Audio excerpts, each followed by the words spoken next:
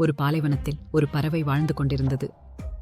மிகவும் நோயற்று இருந்தது. இறக்கைகள் இல்லை, சாப்பிடவும் குடிக்கவும் எதுவும் இல்லை, தங்க இடமும் இல்லை.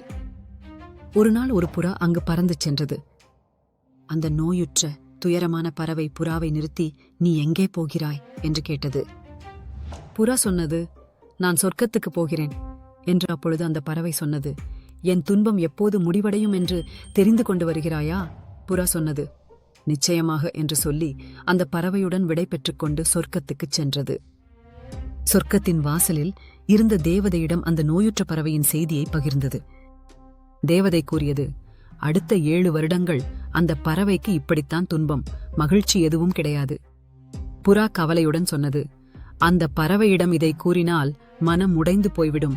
ஏதேனும் ஒரு தீர்வு சொல்ல முடியுமா?" அப்பொழுது தேவதை கூறியது, "அவனிடம் சொல்லு, எந்த சூழ்நிலை வந்தாலும் எல்லாவற்றிற்கும் நன்றி கடவுளே என்று கூறச் சொல்" என்றது. புறா திரும்பிப் போய் அந்த நோயுற்ற பறவையிடம் தேவதையின் செய்தியைச் சொன்னது.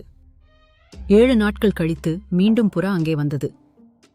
அப்போது அந்த பறவை மிகவும் மகிழ்ச்சியாக இருந்தது. அதன் உடலில் இறக்கைகள் வளர்ந்திருந்தன.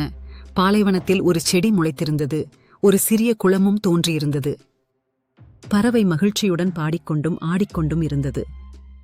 அதிர்ச்சியடைந்த புறா நினைத்தது, ஆனால் தேவதை 7 வருடங்கள் துன்பம் என்றல்லவா சொன்னது, இது எப்படி சாத்தியமானது? மீண்டும் புறா சொர்க்கத்துக்குச் சென்று தேவதையிடம் கேட்டது.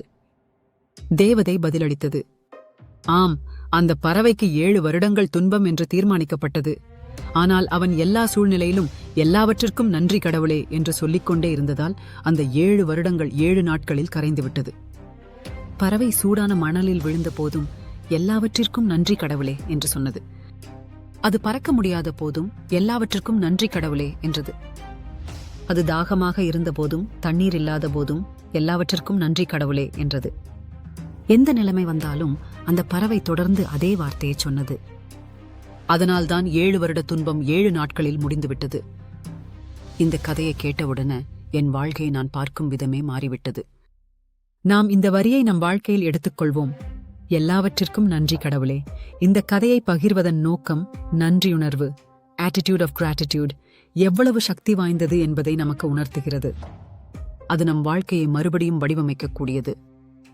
நாம் எல்லோரும் தொடர்ந்து இந்த வார்த்தையை சொல்லிப் பார்ப்போம். எல்லாவற்றிற்கும் நன்றி கடவுளே.